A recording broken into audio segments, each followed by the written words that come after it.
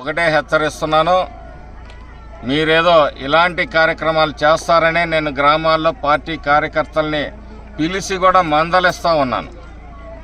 మీరు రెచ్చగొట్టి ఇటువంటి కార్యక్రమాలు చేస్తే మీకు 7.0 మీ జగన్ రెడ్డి చూపించే 2.0 కాదు, మీకు 7.0 7 ఊసలు లెక్క పెట్టుకునే రోజులు కూడా మీకు దగ్గరలోకి వస్తాయని చెప్పి సందర్భంగా చెప్తా ఉన్నాను.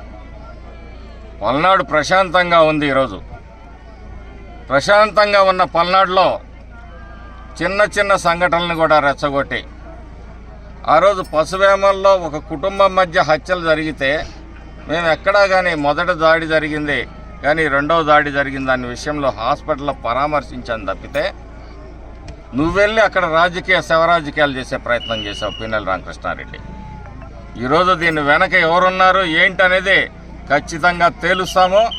తేల్చి మీ అందరినీ కూడా 7 ఊసలు లెక్క పెట్టే పరిస్థితులు తీసుకొని వస్తామని చెప్పేసి సందర్భంగా చెప్తా ఉన్నాను.